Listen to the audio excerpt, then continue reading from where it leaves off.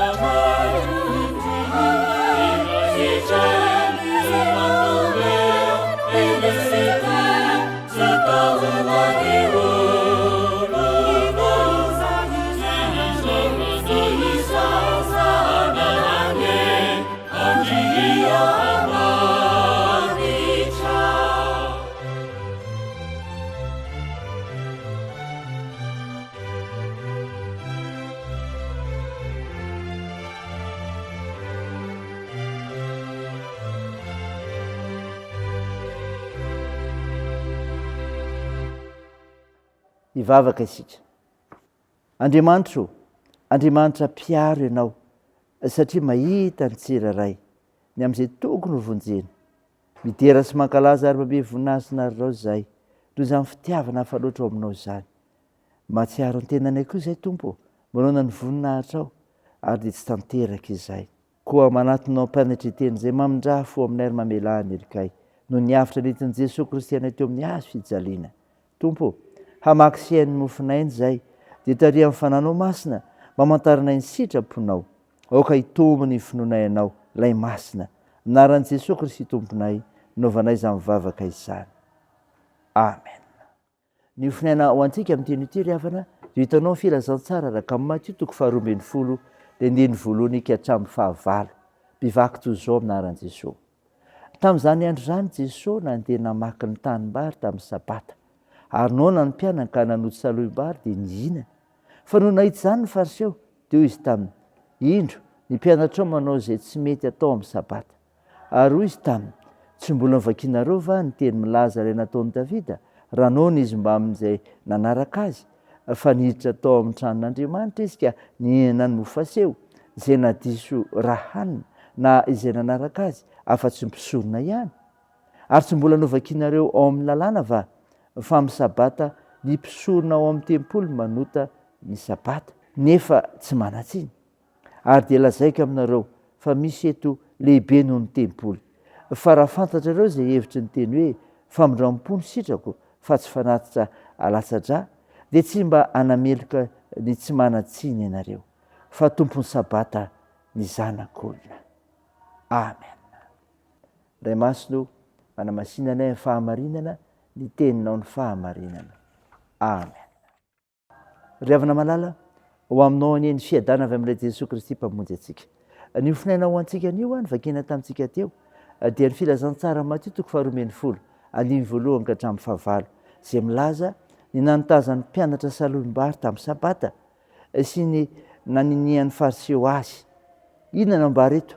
Arovan'ny tompo amin'ny geja lalàna ny olona. Zany ry havana, arovan'ny tompo amin'ny geja lalàna ny olona. Amin'ny maha olombelona ry havana malala dia noana ny mpianatra ka dia nioty salohim-bary tamin'ny andro sabata izy ireo.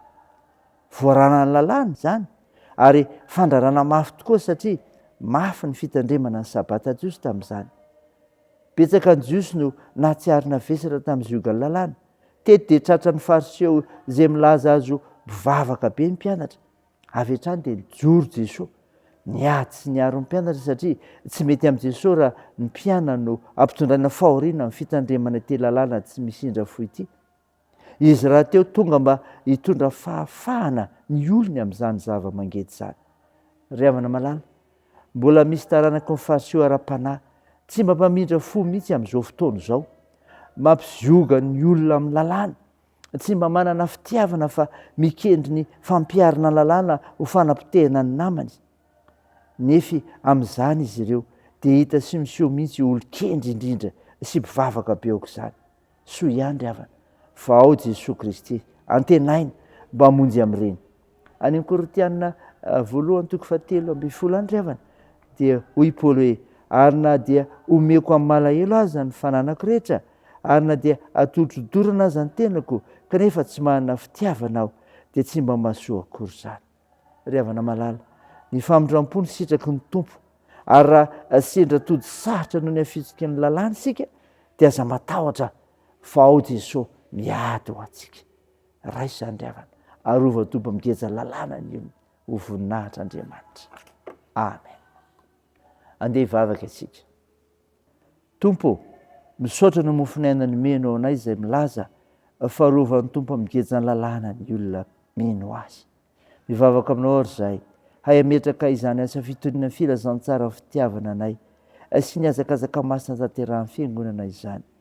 Ka hita ianao ireo tompona ndraiky rehetra ao fiangonan'i Jesosy Kristy eto Madagasikara, hatrany amin'ny filohan'ny FJKM, hatramin'ireo vahoaka kristianina izay any amin'ny fiangonana misy azy, ireo mpiandraikitra rehetra ao amin'ny foibe, ireo rehetra manana andraikitra ho amin'izany. Mivavaka aminao izay Jesosy, mba hovonjenao ary mba ny fitariana fananao masina, omenao fahasalamana, finoana matanjaka aizany joro vavolombelona ary fahasalamana ihany koa, mba hoety manateraka izany vina ny fiangonana hatoky sy hifampitsinjo ary hifanohana mba hiseho ny voninahitra ao. Mivavaka aminao izay andreo marary izay tsaroana ambavaka koa ankehitriny, mba omenao fanantenana ny amin'ny fahasitranana. Toany koa ny asa fitsaboana, ampirezy ireo azony manjo ary vonjeo mareo zokiolona sy ireo sahirana. Tahio Tompo ny fiazakazahanay amin'ny asa aman-draharaha, fianarana, ny tokantrano ary ny fikasana tsara rehetra. Ny vavakay dia ataony amin'ny anaran'i Jesosy Kristy ilay mpamonjy anay izay fanapahandrinay ny vavaka manao hoe: Ranay eo izay ny an-danitra, ao masinana eny anaranao, ho tonga anie ny fanjakanao, atao ny sitraponao ety an-tany ho tahaka ny an-danitra. Nohony anio izy anona sahaza ao anay ary mamela ny elikay tahaka ny namelanay izay meloka taminay, ary aza mitondra anay amin'ny fakam-panahy fa manafahanay amin'ny ratsy. Fanao ny fanjakana sy ny hery ary ny voninahitra mandrakizay. Amen. Raisa finoana ry havana nitsodrana tolotra anao amin'ny anaran'i Jesosy Kristy. Aza manana inona fa aoka ny fivavahana sy ny fona mba fisaorana nentinao manambara fangatanao reo amin'Andriamanitra amin'ny zavatra rehetra, ary ny fiadan'Andriamanitra zay mihoatra ny fahalalana rehetra hiary ny fonareo sy ny hevitrareo ao amin'ny Kristy Jesosy. Amen. Teo an'Andriamanitra rery ny voninahitra amin'ny anaran'ny Ray sy ny Zanaka ary ny Fanahy Masina. Amen.